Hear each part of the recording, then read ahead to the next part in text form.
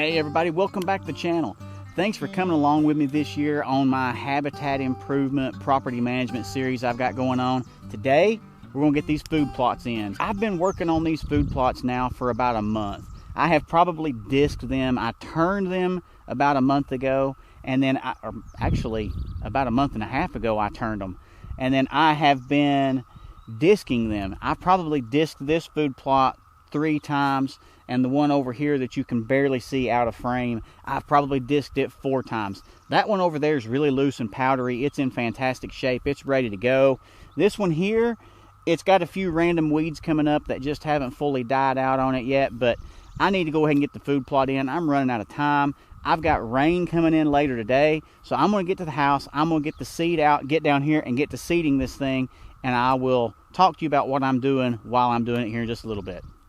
Alright, so I've got my seed out here now, and what I'm going to do in this plot right here, because it's the first year doing it here, the soil's not quite where I really want it to be, I'm going to hit this with more of a traditional cover crop that I can come in probably 5 to 6 weeks, mow down, till in, and I can add a little bit of kind of green manure compost. I want to put something in this plot that isn't going to take, 2.5 months to come to maturity. So what I'm going to do is I'm going to go with one thing I love to use as a cover crop to condition soil, but also provide as a food plot, is buckwheat. So this is a big sack of buckwheat. I think I bought 10 pounds of buckwheat seed last year. So I'm going to hit that in there. And then I've also got some sun hemp. Now sun hemp is a nitrogen fixer. It's a legume. I believe it's a legume. I need to double check that and see, but it does fix nitrogen, and it grows really tall, and it's a fantastic high protein source, as well as a green manure if you till it into the soil. So in this plot, I'm going to go through, and I'm only going to do the buckwheat and the sun hemp, so that way I can come through in, I'm going to say 5 to 6 weeks, mow it down, disc it all in, and then I will just try to maintain this plot. I may actually even get a second growing of buckwheat if I want to, and then this spot right here will then be prepared and ready for a fall food plot. But I'm going to get started seeding this one here now. Love using buckwheat. It grows quickly, extremely fast. The deer will mow it down if they find it in time as far as when they're looking for it. And let me adjust this seed gauge, and it'll work fantastic. I love using it.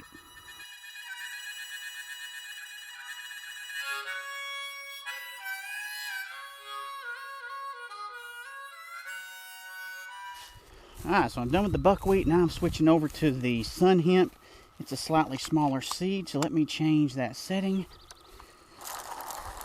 Oh, this is flowing out much easier. That buckwheat seed's really odd, geometric shape, and it doesn't really flow through this so well. These sun hemp are round, kind of look like tiny soybeans really, and this stuff's flowing really well. This is my first time using sun hemp really, so if you've used it before, let me know what you think. I don't know what to expect here. Okay, so for the other food plot back over here, because it has been a food plot for several years and it's worked up so well and I've maintained it for a while, I'm going to put my primary summer plot in there because I can let it go all summer and come to maturity. So this is just a spring-summer blend that I bought from the local seed store. It's got iron clay cowpeas, soybeans, millet, buckwheat, and sorghum.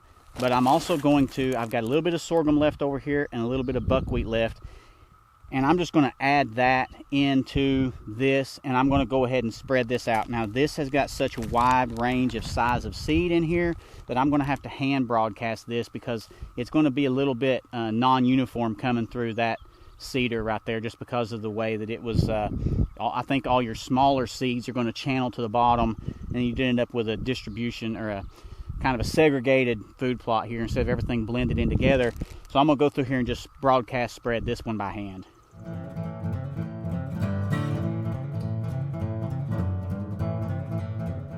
So we got the food plot seeded here now, and I can actually look up in the clouds, and it has clouded up in the past hour. I can see the rain building and starting to push into this area. So I've got 2 hours before the rain gets here. First I got to run to the house, and I need to do some others, take care of some other stuff. if I can get on the tractor and get out here and lightly just pass over this one time with my disc set to the most narrow setting to just kind of give a little bit of cover to these seeds, then I'm going to do it. If I can get a chance, I'm going to get on the tractor and get down here and just hit it one time, just one pass over both of these, and that should give plenty of coverage for it and seed to soil contact to get this germinated. But I got to carry all this stuff to the house and get something else taken care of up there. But I'll follow up with you on the status of this in a couple weeks, give you an idea of how it's germinating. So I'll see you here in a few minutes.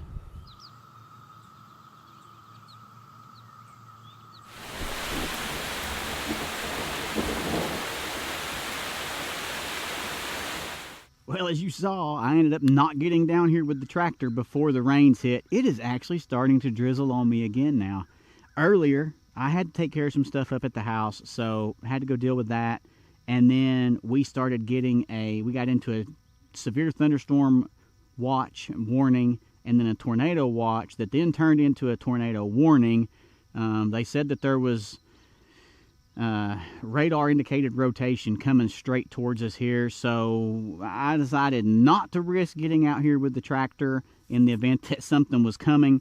All of a sudden, I mean, it was a very narrow, tight band that came through really fast. The worst of it kind of went south of us, it looks like, according to radar. So this got wet in pretty good. I went and checked my rain gauge, and it shows we got almost 2/10 of an inch there in that probably 25-30 minute window. So try to explain a little bit more to you. So earlier when I was seeding this, I said in this plot here, because I haven't worked it before, I wanted to focus more on just sowing the buckwheat and the sun hemp here. And the reason for that is it really takes a few years of running through cover crops and mowing them down, tilling them in, turning them in to really enrich the soil. Now, this soil's already in pretty good shape because there hasn't been anything grown here for a long time, but I want to improve it to the best that I can. So that's the reason I went ahead and did the buckwheat and the sun hemp here. I think that's what I said earlier, was buckwheat and sun hemp. That's what I planted here. So that's why I'm doing that. So if you're kind of curious as to why I said I was doing it for the soil health and to try to benefit it, and I want to build up the soil health and the soil quality so that in future plots I get maximum yield out of the soil. I hope that makes sense. So I'll take you over here and talk a bit more about this one. So in this plot right here, I have had a plot in this same spot here now for at least 4 years. I'd have to go back and look at my logs and old videos and things like that, but I've had a food plot here for at least 4 years. Typically, I've had it all the way over to right in here, so about another 6 feet over from where it is now. After I did the last plot here, there's a lot of rocks in here, as you can see behind me. I mean, there's a lot of great big rocks still in this area.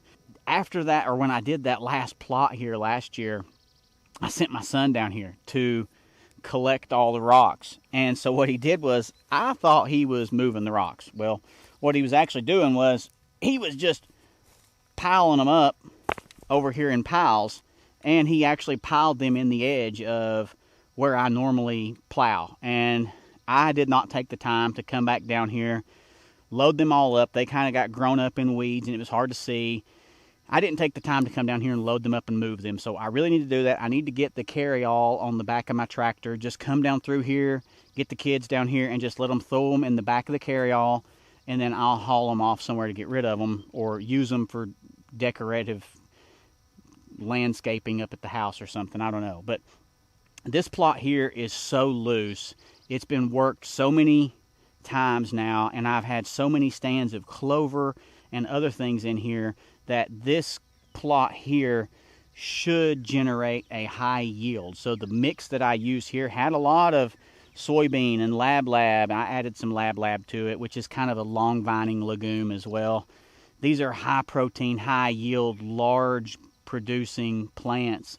And so it's going to require a lot of the soil. Now, they are also nitrogen fixing to some of those are nitrogen fixing, so they will add some nitrogen back. But the plan here is to let this go all year and let it go until it dies with the first frost. And at that point, then I'll come in, bush hog it all down, till the ground all up, and then I will overseed this with most likely a clover crop, like I always do. Clover's probably my favorite winter crop,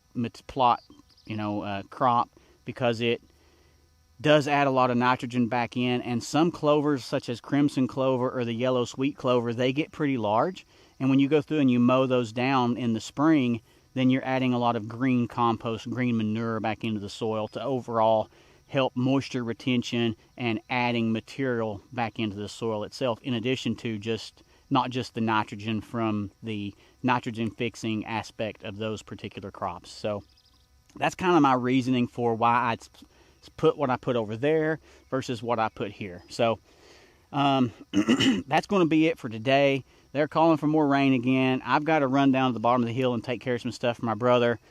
Thank y'all so much for watching. If you haven't yet, I'd really appreciate if you go in and hit that subscribe button.